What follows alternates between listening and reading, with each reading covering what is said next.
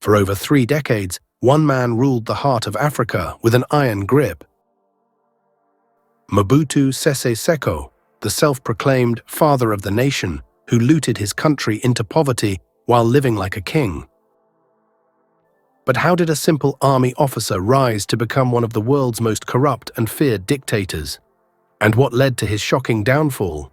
This is the story of the man who sold a country's soul for power. Born in 1930 in the Belgian Congo, Mobutu Sese Seko came of age in a time of colonial rule, instability, and growing nationalist movements. After serving in the Congolese military, he was handpicked by Prime Minister Patrice Lumumba as an advisor. But behind the scenes, Mobutu was already plotting. In 1960, the Congo gained independence, but freedom came at a cost: chaos. The Cold War was at its peak, and the newly independent Congo became a battleground for global superpowers. The CIA, fearing Lumumba's ties to the Soviet Union, needed a man they could control. That man was Mobutu. With US backing, Mobutu led a military coup, overthrowing and arresting Lumumba in 1960. What followed was one of the darkest chapters in African history. Lumumba was brutally executed by firing squad in 1961. His body was dissolved in acid, his remains never found. Mobutu had secured his position, and with Lumumba gone, he began his ascent to absolute power. In 1965, Mobutu declared himself president for life, renaming the country Zaire.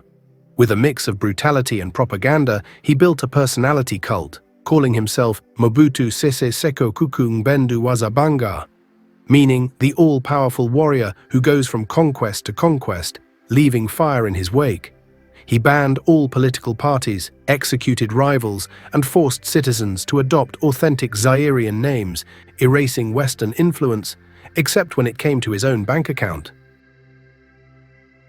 While his people starved, Mobutu looted Zaire's treasury, stealing an estimated $15 billion, one of the largest thefts by a head of state in history.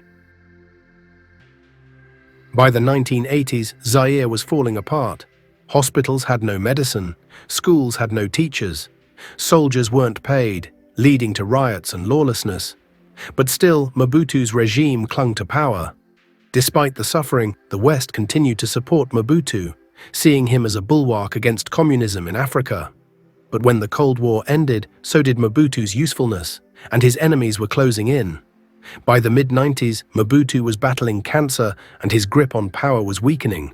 Meanwhile, rebel forces, led by Laurent Kabila, backed by Rwanda and Uganda, launched a full-scale insurgency. For the first time, Mobutu faced an enemy he couldn't crush. On May 16, 1997, as rebel forces reached Kinshasa, Mobutu fled to Morocco. After 32 years of ruling with an iron fist, he died in exile just 4 months later, alone, powerless, and disgraced. Mobutu's reign left a scar on the Democratic Republic of Congo that still lingers today. His corruption, brutality, and greed robbed a nation of its future. But the real question is, was Mobutu a product of his own ambitions or a puppet of global superpowers?